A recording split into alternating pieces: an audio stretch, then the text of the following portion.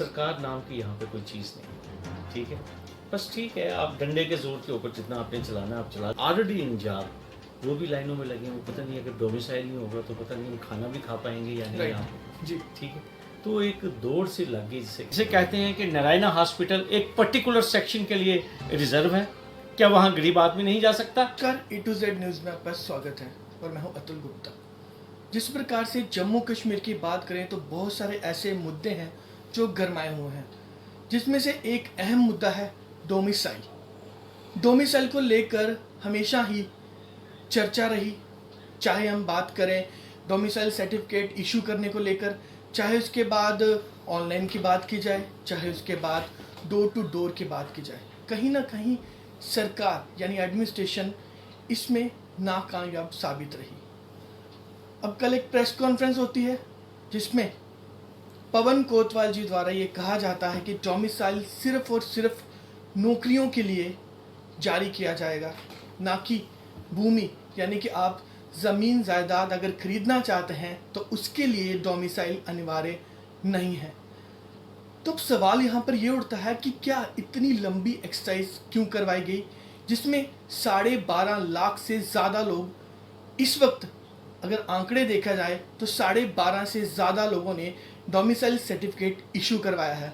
उस बीच में बहुत सारे सीनियर सिटीजन्स हैं और साथ ही साथ बहुत सारे ऐसे लोग हैं जिन्हें डोमिसाइल की ज़रूरत नहीं थी, लेकिन कहीं ना कहीं एडमिनिस्ट्रेशन की तरफ से पूरी जानकारी नहीं दी गई। इन सब पर बात करने के लिए हमारे साथ सीनियर एडवोकेट हैं शेख शफील साहब, और उनसे बात करेंगे कि क्या इस बारे में उनका सोचना है। सर A to Z में आपका स्वागत है। धन्यवाद। सर मैं जानना चाहूँगा कि कहीं ना कहीं आवाम की बात की जाए तो लगातार एक लंबी एक्सरसाइज की गई डोमिसाइल सर्टिफिकेट को लेकर, तो क्या कहेंगे सर आप इस पर? देखिए, जब से जो कॉन्स्टिट्यूशनल पोजीशन जी जो हमारी जम्मू कश्मीर की तब्दील हुई है, सिर्फ परेशानी है जिसे कहते हैं, और कन्फ्यूजन क्योस से कहते हैं। जी एक दिन एक ऑर्डर, दूसरे दिन दूसरा ऑर्डर, तीसरे दिन तीसरा ऑर्डर, ठीक जिसे कहते हैं, और फिर उसके बाद ट्वीट पे ट्वीट जिसे कहते हैं। राइट। एक ट्वीट कुछ कहता है, दूसरा ट्वीट कुछ कहता है, एक ऑफिसर कुछ कहते हैं, दूसरे ऑफिसर कुछ कहते हैं। अब आप डोमिसाइल की बात ले लीजिए। आज जो प्रेस में बयान आए हैं हमारे कुछ सीनियर ऑफिसर्स के, उन्होंने ये क्लियर किया कि ये तो सिर्फ जॉब्स के लिए चाहिए था, तो फिर तो आपको पहले दिन ही कह देना चाहिए था। जी ठीक है, ताकि बहुत लंबी लंबी कतारें देखी गई इस दौरान, और बहुत सारी शिकायतें भी। जो हमारे बुजुर्ग हैं, सीनियर सिटीजन्स हैं, हर एक आदमी जो the people who are already in job, वो भी लाइनों में लगे हैं। वो पता नहीं अगर डोमिसाइल नहीं होगा तो पता नहीं हम खाना भी खा पाएंगे या नहीं यहाँ पे, जी ठीक है। तो एक दौड़ सी लग गई जिसे कहते हैं।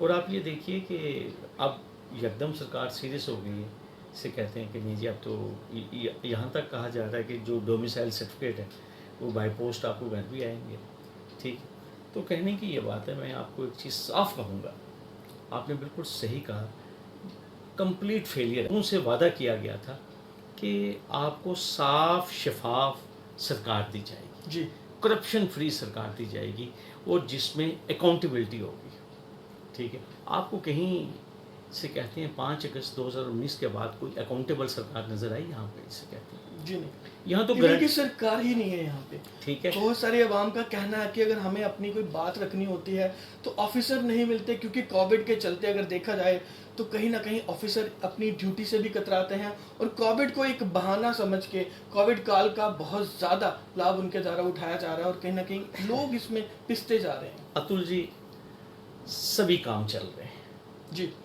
आप देखिए, म्यूनसिपलिटी का बुलडोज़र भी चल रहा है, JDA का बुलडोज़र भी चल रहा है। आप देखिए, सांबा से लेकर जम्मू तक बुलडोज़र चल रहे हैं। जी जहाँ काम करना है वहाँ कोविड नहीं है।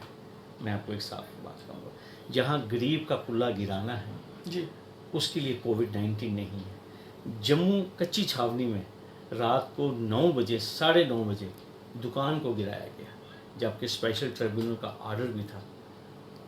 उस टाइम तो कोविड-19 नहीं था। जी लेकिन जहाँ पे अवाम का मसला हल करना है, कोई जहाँ पे अवाम की शिकायत के रिड्रेसल की बात है, तो आपका कहने का मतलब है कहीं ना कहीं कोविड इन्हें चला रहा है, कोविड को ये नहीं। देखिए, मैं आपको एक चीज़ कहूँगा, हाई कोर्ट में सरकार जिस केस में जवाब देना होता है दूसरे दिन जवाब आ जाता है। जी मैं साफ बात कहूँगा, से कहते हैं जी जिस केस में सरकार का इंटरेस्ट होता है दूसरे दिन जवाब आता है, लेकिन जहाँ सरकार डिले करना चाहती है वहाँ 8 महीने से यही एक्सक्यूज़ है कि कोविड-19 इन्फेक्शन है। एंटी करप्शन ब्यूरो की मैं बात करूँगा, जिस केस में दिलचस्पी है, जी जिस केस में ऊपर से इशारा है, उस केस में इन्वेस्टिगेशन बड़ी फर्स्ट क्लास चल रही है। लेकिन जिस केस में टेंटेड ब्यूरोक्रेट्स शामिल हैं, जी ठीक है, सीनियर आईएएस ऑफिसर शामिल हैं, वहाँ कहते हैं जी कोविड-19 की इन्फेक्शन की वजह से much pace has not been achieved. जी ठीक है, तो ये तो कोविड का सिर्फ बहाना, मैं आपको साफ बात कहूँगा। ठीक है, और दूसरी बात आप देख लीजिए, कोविड की हम बात करेंगे, जो इनके अपने लोग हैं वो वैष्णवी धाम और जी। नारायणा हॉस्पिटल में, तो जो गरीब हैं वो मेडिकल कॉलेज या सीडी हॉस्पिटल। तो कहा आपने, मैं आपको ये बताना चाहूँगा कि 2 दिन पहले का वाक्य है कि यूथ कांग्रेस द्वारा नारायणा पर बहुत सारे सवाल उठाए गए, क्योंकि वहाँ के एडमिनिस्ट्रेशन को जब पता चला कि पेशेंट कोविड-19 का पॉजिटिव है तो उससे गवर्नमेंट मेडिकल कॉलेज में रेफ़र कर दिया गया। लेकिन जब मीडिया द्वारा आवाज़ उठाई गई तो उसे वापस लिया गया। लेकिन कहीं ना कहीं बहुत सारे सवाल या निशान भी उठते हैं कि क्या नारायणा हॉस्पिटल वीवीआईपीज़ के लिए है, क्योंकि अगर बीजेपी स्टेट प्रेसिडेंट की बात करें रविंदर रैना, जब वो कोविड-19 के पॉजिटिव पाए गए तो उन्हें वहाँ रखा गया। इनफैक्ट डॉक्टरों द्वारा उन्हें रिझाया भी गया, उन्हें सॉन्ग सुनाए गए।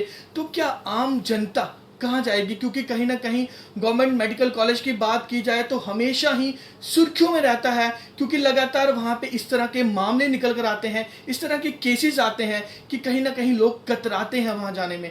तो अगर कोई इंसान उस वक्त वैसे भी अगर कोविड-19 की बात करें तो मानसिक तौर पर पीड़ा से गुजर रहा होता है, तो वो चाहता है कि मैं जीना चाहता हूँ, तो उसके लिए उसे लगता है कि एक साफ़ सुथरा इन्वायरमेंट चाहिए, एक अच्छा ट्रीटमेंट चाहिए, क्योंकि कहीं ना कहीं गवर्नमेंट मेडिकल कॉलेज के डॉक्टर्स की बात की जाए, स्टाफ की बात की जाए, तो लोगों का विश्वास कहीं ना कहीं से डगमगा रहा है। तो क्या आपको लगता है कि नारायणा सिर्फ वीवीआईपीज़ के लिए रह चुका है?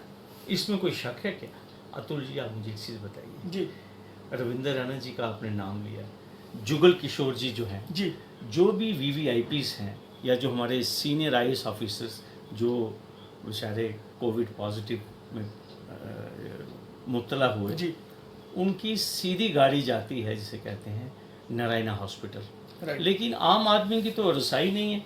मैंने कल भी एक इंटरव्यू में ये कहा, लोग पूरे जम्मू शहर में यही चर्चा कर रहे हैं कि जब तक बीवीआर सुब्रमण्यम साहब का टेलीफोन नहीं जाएगा नारायणा में, वो शख्स जो है वो नारायणा में एडमिट नहीं हो सकता। जी इसका मतलब ये है कि हमारी जो जम्मू कश्मीर की जो सरकार है, जिसके चीफ सेक्रेटरी सुब्रमण्यम साहब हैं, वो कैप्टन हैं इस टाइम नारायणा के, वही फैसला करते हैं।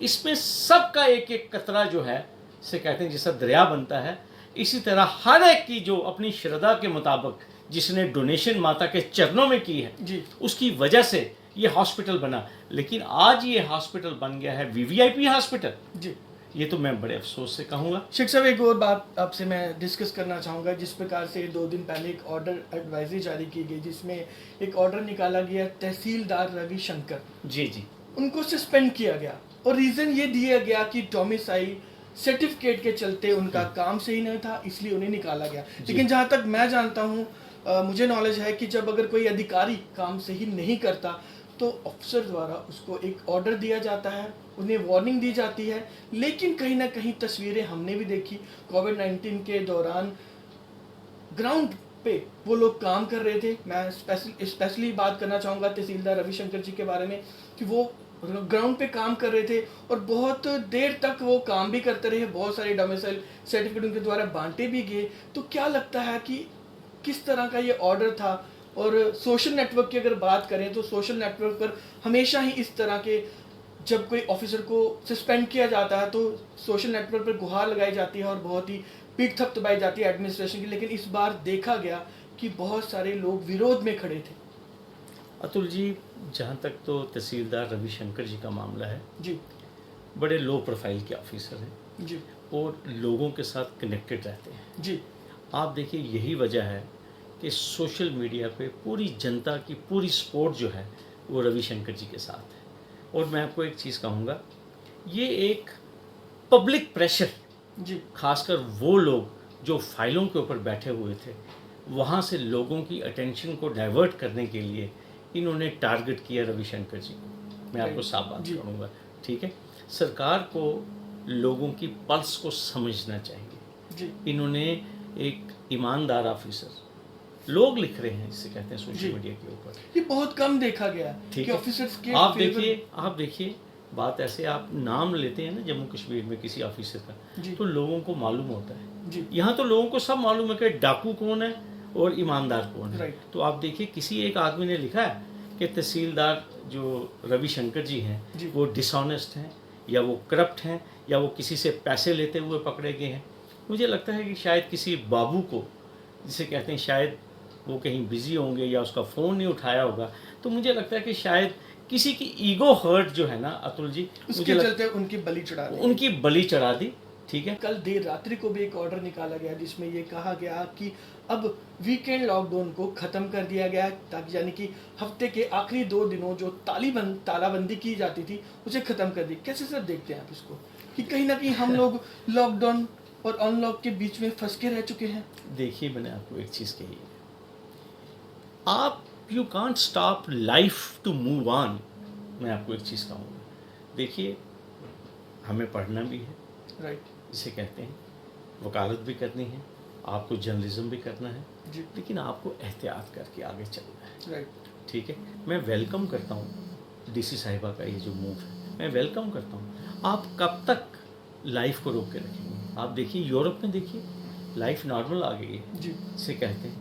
आप दिल्ली में देखिए, वही ट्रैफिक, वही फ्लो फिर शुरू हो गया, इसे कहते हैं। लेकिन मैं ये चीज़ कहता हूँ कि अवाम को बिना डराए हुए आप लोगों को एजुकेट कीजिए, इसे कहते हैं। टेरर मत फैलाइए, जिसे कहते हैं। राइट ये 79% कहा जा रहा है कि लोग ठीक हो रहे हैं कोविड से। राइट रेट ऑफ क्योंकि डेथ रिकवरी रेट बहुत ही अच्छी आ रही है। बड़ी अच्छी आ रही है, इसे कहते हैं। तो इसलिए मैं ये चीज़ आपको कह रहा हूँ कि जहाँ पे हमने काम करना है, जहाँ पे सरकार इंटरेस्टेड है, वहाँ कोविड का कोई असर नहीं है।